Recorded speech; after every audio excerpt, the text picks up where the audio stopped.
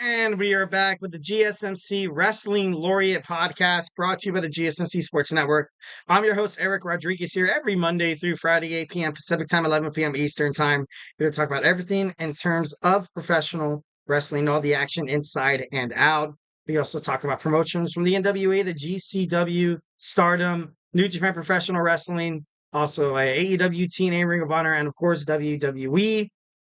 If it makes major news headlines in the world of professional wrestling, we talk about it here on the show. 1,010%. Don't you worry about it. Perfect show to watch if you're a seasoned veteran in terms of, a wrestling fan, or if you're a wrestling fan just hungry for more content, or if you're just a new wrestling fan who stumbled upon this podcast is like, you know what?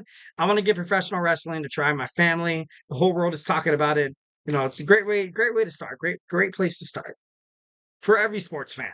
We also have other sports like, we have basketball, we have football, we have baseball starting up again for the GSMC Sports Network. We have a bunch of other, shows that you guys can do. Fantasy sports. Everybody loves themselves some fantasy sports around the NFL season. So why not start with the GSMC Podcast Network, GSMC Sports Network, excuse me. All right, so now we're going to talk about some good old-fashioned WWE hating on on Tony Khan signing Swerve Strickland, his deal. But before we get into any of that, I want to remind you guys to hit up the tips and donations link at the GSMCpodcast.net. Tell me what you like, tell me what you don't like. Also, make sure you hit up that super chat.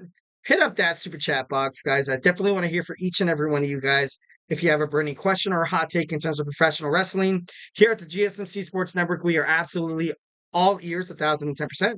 So be a part of the show. Don't be too shy. Don't be too shy now. And if you really want to make sure your comment or question gets read on air, why not use that super chat? Just hit that $sign below the chat box, and your question, comment, or concern will be featured on the show. Plus, we're able to bring you guys even more sports content. It keeps the light on in terms of just donating to the show, making sure this amazing sports network stays staying alive, staying alive. We are absolutely so grateful for each and every one of you guys who joins us here daily. Your support makes all the difference. So let's keep the conversation going. Let's keep this party going. Send in those super chats, those super stickers, because you guys are super, super awesome. And together we will make sure this show is bigger, better, and stronger than ever. All right, so let's go ahead and move on to our third segment. Da, da, da, da. We have Swerve Strickland talk. That's Swerve when I try, big pressure online. Love that song. I love it. Love it. All right. So although Swerve Strickland lost his AEW World Championship to Bryan Danielson in a career versus title match, which he can't really falter Swerve for that. There's talks about Bryan Danielson winning the championship since back in April. So it feels like it's fitting for him to defeat somebody like Swerve Strickland. Like I love to say about Swerve, once when you kind of had, Cody Rhodes leave, you had CM Punk leave, the not the collaboration, what is it? The EVPs, I think they were suspended. Hangman Adam Page was suspended. Kenny Omega dealing with injury. They needed somebody to step up. They all really, really needed somebody to step up. And Swerve Strickland took the bait, and he was able to bring the company to what it is right now. And it's very, very good for them, being only 5 years in existence. Something that I love about, definitely why Swerve Strickland has quickly become one of my favorite wrestlers in terms of professional wrestling. It's just his overall capability to just produce good matches. Like every single time he was in a match, you didn't see any interference. You didn't see any bottom of the rope crap. You didn't see the referee get knocked out, unless it was in the other dude's favor. Swerve Strickland took on everybody face to face, head on, and he was able to prove why he's a worthy champion. And that title run, he won it against Samoa Joe. It was just perfect. Overall, it was just amazing.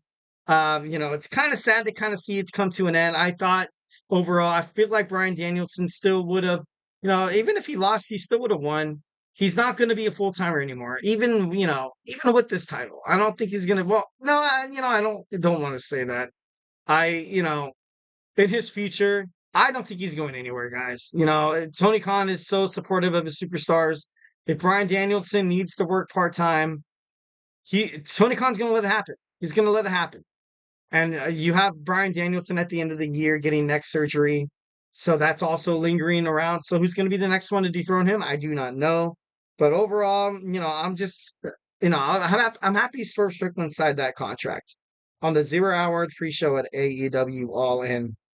In the Wrestling Observer newsletter, Dave Meltzer revealed Swerve Strickland signed a 5-year deal through September of 2029. Apparently, already agreed that it was going to happen many weeks before All In. Strickland is a very rich man because of the new deal, amongst the biggest deals in professional wrestling, such as Roman Reigns, Randy Orton, and Cody Rhodes in the WWE side, and Kazuchika Okada, Will Ospreay, and also Mercedes Moné in AEW. And he deserves that. He deserves to kind of be in that same level of these superstars. You know, right now you kind of have WWE lacking stars. Lacking stars. And if Swerve Strickland would have signed with WWE, that, oh my God, I feel like it would have been great, but I don't overall feel like that they would have really gave him all his worth. He probably would have just sunk down to be like a mid-carder again. But in AEW, I feel like they're doing great with him. I feel like, you know, they're taking care of it. I see him as a main event star. I don't want to see him go down to the AEW Continental Championship. I don't want to see that. I don't want to see him go down to, it's not even go down to, or, you know, I'm not trying to, you know, trying to diminish the prestigious values of these titles, but he's an AEW World Heavyweight Champion. I don't see him as anything other than that. And that's the persona he needs to keep. I don't want this little title hiatus because, you know, you give it to Bryan Danielson because he's, he's because, you know, throughout his whole AEW 10 tenure, he didn't want to hold the championship. He said over and over again, he's like, I don't want to be champion. I don't want to be champion. And Tony Khan eventually was like, you know what? You're going to be champion whether you like it or not. So now you kind of have Swerve kind of mixing up in a little bit. I loved that they started off this feud with Hangman Adam Page. I thought overall was the right decision. Kind of happened at a perfect time. It was perfect. That's all I can really say about it. It was absolutely perfect. Because right now and I kind of talked about this on other podcasts before. You want to see Hangman Adam Page and Swerve Strickland just go at each other without a lingering title obligation. Because imagine if Swerve Strickland was still the AEW World Championship. AEW creative would be thinking, be like, dude, I want to see these guys beat the hell out of each other, be good for the fans. But are we really going to have 3 or 4 title matches with these guys back to back to back to back? See, it's not pragmatic. It's not practical. So overall, I can understand why Tony Khan signed, a Swerve Strickland, but I don't know, just he deserved it. I feel like he deserved it. All right, so next you're going to Rich Man Amongst the Men. WWE reportedly tried to sign Swerve Strickland.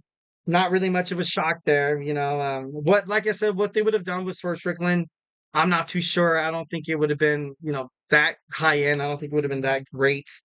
But Swerve Strickland is a very, very prominent character in AEW. WWE was trying to get Swerve and Prince Nana as a package deal, but it was quickly shut down, which was perfect, which was great.